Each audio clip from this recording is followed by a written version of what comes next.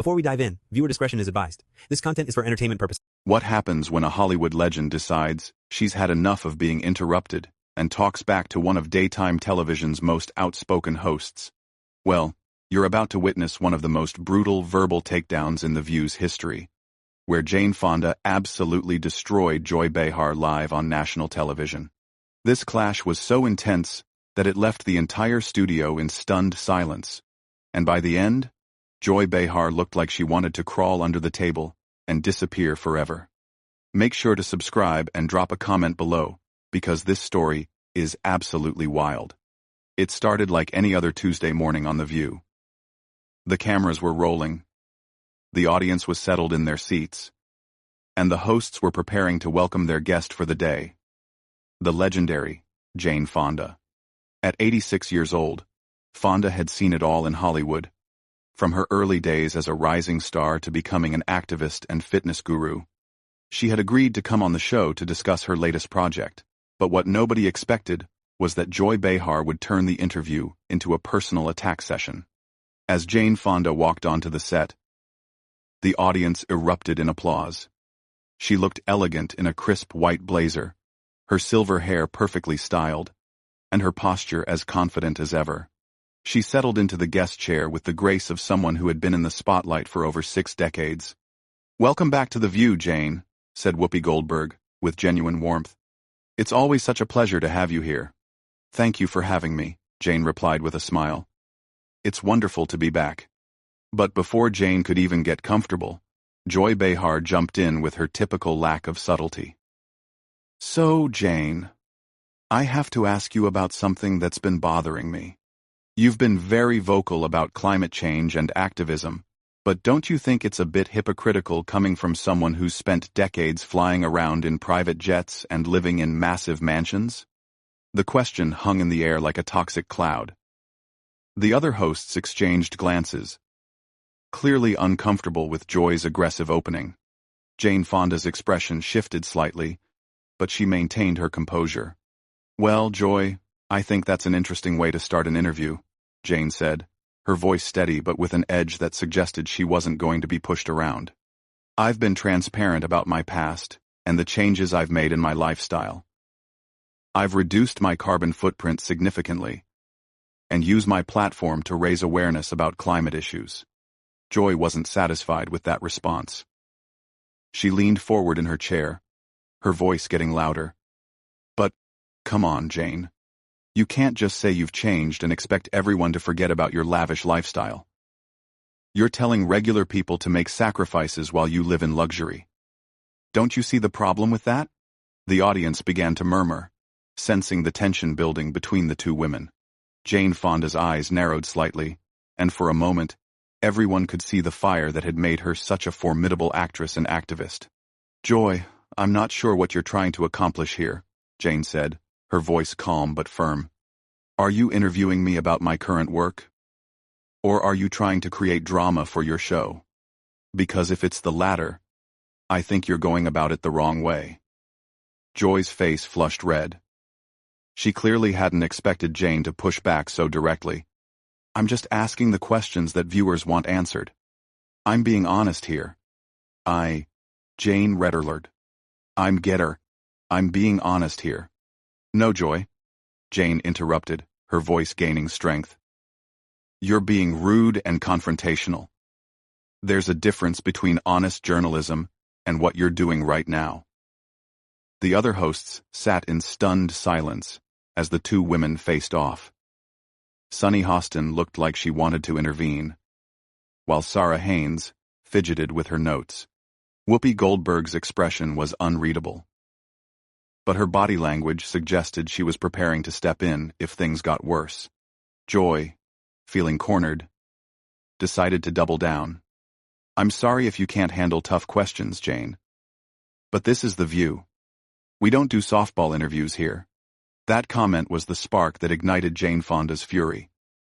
She sat up straighter in her chair, her eyes blazing with an intensity that reminded everyone why she had been such a commanding presence on screen. "Tough questions?" Jane's voice was sharp now, cutting through the air like a blade. "Joy, you call that journalism? You ambushed me with poorly researched accusations without giving me a chance to properly respond. That's not tough journalism. That's tabloid sensationalism. Joy opened her mouth to respond. But Jane wasn't finished. And furthermore, if you had done even basic research before this interview, you would know that I've been living in a smaller home for years. I've eliminated private jet travel from my personal life, and I've donated millions to environmental causes. But you didn't bother to check any of that, did you? The audience was completely silent now, hanging on every word. Joy Behar looked genuinely shocked that Jane Fonda was fighting back so forcefully. She stammered for a moment before trying to regain control of the conversation. Well, I think our viewers deserve to know about these contradictions, Joy said weakly. But her confidence was clearly shaken. Jane leaned back in her chair, a slight smile playing at the corners of her mouth. What our viewers deserve, Joy, is honest, respectful dialogue, not whatever this performance is supposed to be. The word performance hit Joy like a slap. Her face went from red to pale in seconds, and she looked around the table as if searching for support from her co-hosts. But they all seemed to be avoiding eye contact, leaving her to face Jane Fonda's wrath alone. I don't know what you're implying, Joy said, her voice getting defensive and higher-pitched. I'm not implying anything, Jane replied coolly. I'm stating it directly. You're performing right now, trying to create conflict where none needs to exist. It's beneath both of us. Joy Behar was clearly rattled. She had started this interview thinking she could intimidate the Hollywood legend. But instead, she was being systematically dismantled by someone who had decades of experience dealing with much tougher opponents than a daytime television host. Look, Jane, Joy tried again. I'm just trying to hold you accountable for your actions. Jane Fonda let out a small laugh that was more condescending than amused. Hold me accountable? Joy, you're a talk show host, not a prosecutor.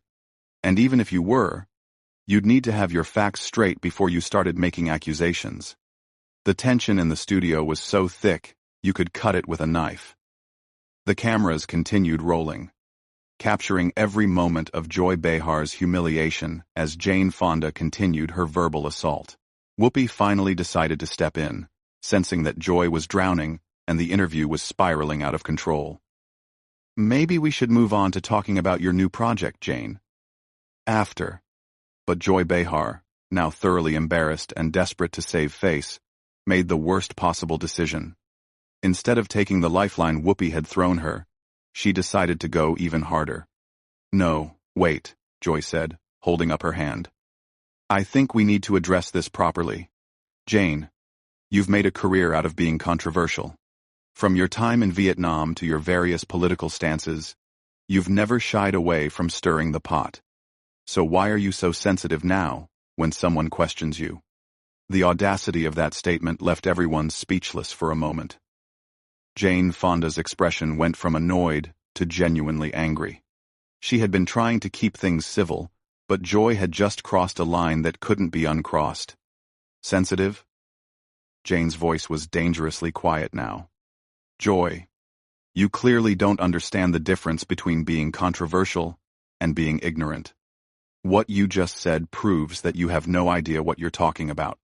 Joy, emboldened by what she mistakenly thought was momentum, pressed forward. I'm talking about your anti-war protests, your comments about American soldiers. You can't just rewrite history, Jane. The studio fell dead silent.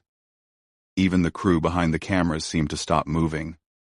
Jane Fonda sat perfectly still for a moment, and when she finally spoke, her voice had a steel edge that could have cut glass. Joy, I'm going to give you one chance to retract that statement and apologize. Because what you just said is not only factually incorrect, it's deliberately inflammatory and disrespectful to both me and to the veterans I've worked with for decades. But Joy, in her arrogance and desperation, made yet another catastrophic mistake. I don't need to apologize for stating facts. Your actions during Vietnam are well documented. Jane Fonda stood up slowly from her chair, and for a moment, it looked like she might walk off the set entirely. Instead, she turned to face Joy directly, and when she spoke, her voice carried the authority of someone who had faced down much more formidable opponents than a talk show host having a public meltdown. Facts. Jane's voice was controlled but deadly serious. Let me give you some facts, Joy. I spent 2 years visiting wounded veterans in hospitals. I've worked with veteran organizations for over 50 years.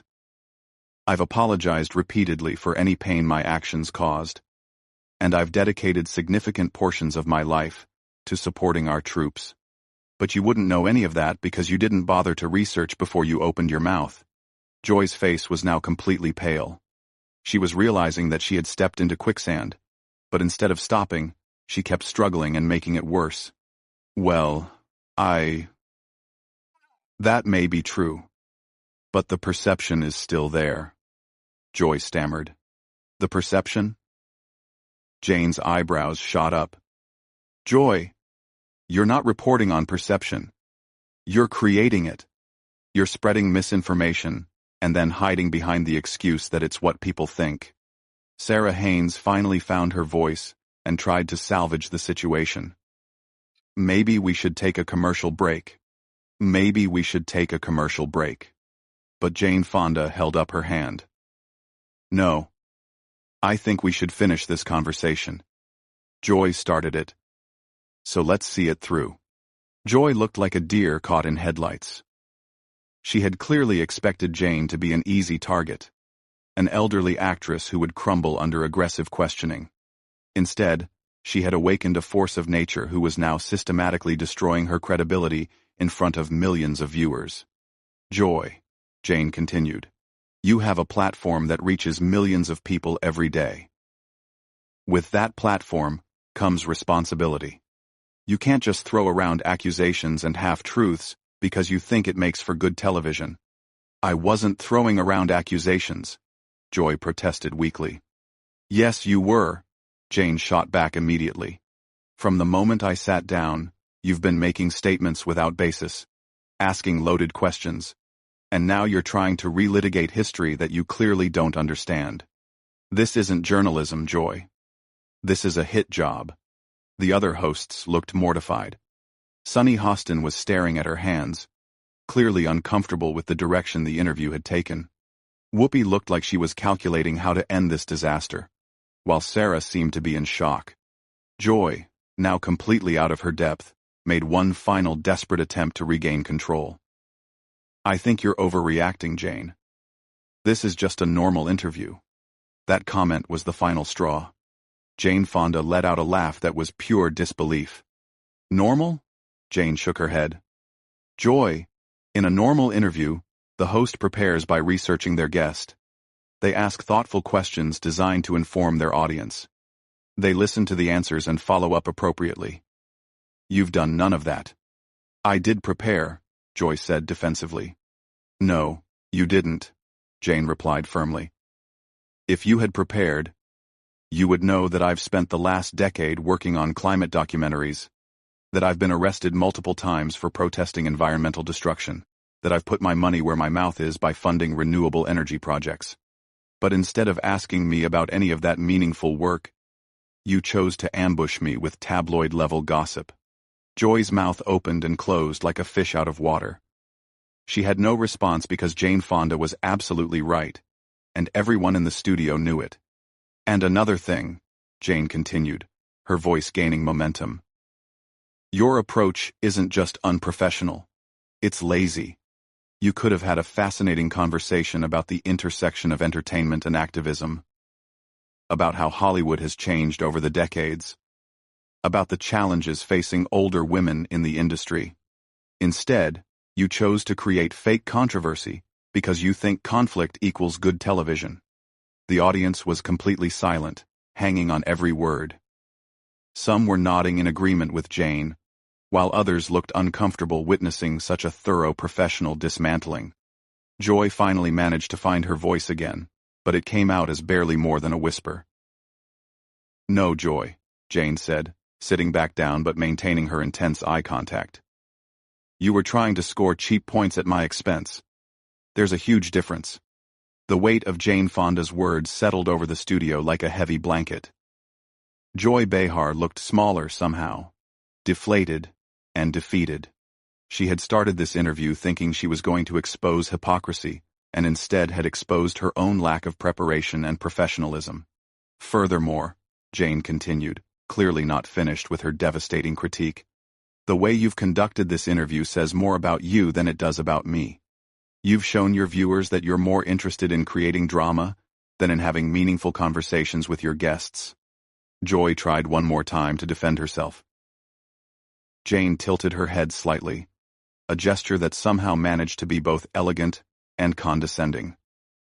Joy, there's a difference between tough questions and rude behavior. Tough questions are well-researched, relevant, and asked with respect. What you've been doing is just being combative. For the sake of being combative. The silence that followed Jane's words was deafening. Joy Behar sat frozen, clearly struggling to process the fact that she had been so thoroughly outmaneuvered by her guest. But Jane Fonda wasn't finished. She had decades of experience dealing with hostile interviews, difficult directors, and challenging situations, and she was about to use every bit of that experience to deliver a final blow that would end this confrontation once and for all. You know what the real tragedy is here, Joy? Jane said, her voice now calm but still carrying that underlying steel. You had an opportunity to have a real conversation with someone who has lived through 7 decades of American history, who has seen the entertainment industry evolve, who has been on the front lines of social movements. Instead, you chose to waste everyone's time with this performance. Joy's face was now completely drained of color. She looked around the table desperately, but her co-hosts were all avoiding eye contact. They had clearly decided that Joy had dug this hole herself, and they weren't going to jump in to help her. I think maybe we should move on, Joy said quietly, her earlier bravado completely evaporated. Oh, now, you want to move on? Jane's eyebrow arched perfectly. After you've spent the last 10 minutes making accusations and spreading misinformation, now you want to change the subject? That's very convenient, Joy. The audience was riveted. This wasn't just an interview gone wrong. This was a masterclass in how to handle a hostile interviewer. Jane Fonda was systematically dismantling everything Joy Behar had tried to accomplish, and she was doing it with the grace and precision of someone who had been in far more challenging situations than this. Joy, let me ask you something, Jane continued, leaning forward slightly. When you were preparing for this interview, what exactly did you hope to accomplish? Did you think you were going to expose some great hypocrisy? Did you think I would crumble under your questioning? What was your end game here? Joy opened her mouth, but no sound came out. She was completely speechless, trapped by Jane's direct questioning, with no way to escape, without admitting that her entire approach had been wrong from the start. Because from where I'm sitting, Jane went on, it looks like you invited me on your show not to have a conversation, but to use me as a prop in whatever narrative you had already decided to tell your viewers. That's not journalism, Joy. That's exploitation. The word exploitation hung in the air like a bomb. Joy's hands were visibly shaking now, as she tried to figure out how to respond to such a direct and devastating accusation. I never intended to. I mean, Joy stammered. But Jane cut her off with a gentle but firm gesture. Joy, I want you to listen to me very carefully, Jane said, her voice taking on an almost maternal tone that somehow made her words even more cutting. I've been doing interviews for over 60 years. I've faced hostile journalists, aggressive prosecutors, angry protesters, and hostile studio executives. You are none of those things. You're just a talk show host who thought she could score points by being rude to an elderly guest. And that's not just unprofessional. It's sad. The audience gasped audibly at Jane's use of the word sad. It was delivered with such quiet authority that it hit harder than any shouting could have.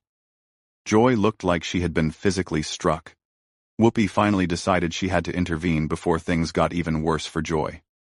Jane, we really appreciate you being here, and I think maybe we should wrap up this segment.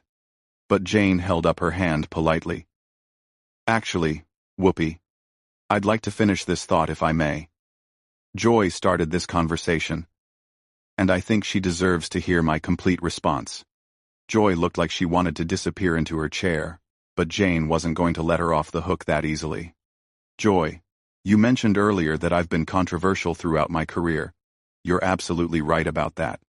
But there's a crucial difference between being controversial because you're fighting for something you believe in, and being controversial because you don't know how to conduct yourself professionally. Jane paused for a moment, letting that distinction sink in before continuing. When I protested the Vietnam War, when I spoke out about women's rights, when I fought for environmental causes, I knew I would face criticism. I was prepared for it because I believed in what I was doing. But what you've done today isn't brave or principled. You've just been rude for no reason other than you thought it would make for entertaining television. Joy finally found her voice, though it came out as barely more than a whisper. I'm sorry if you feel I was rude. I don't feel you were rude, Joy, Jane replied immediately. You were rude. That's not a feeling, that's a fact. And your apology would be more meaningful if you actually understood what you're apologizing for. The other hosts exchanged glances, clearly uncomfortable with how thoroughly Joy was being demolished. But none of them seemed willing or able to step in and help her. Let me give you some advice, Jane continued, her voice now taking on the tone of a teacher, addressing a student who had badly misbehaved. The next time you have a guest on this show, try treating them with respect.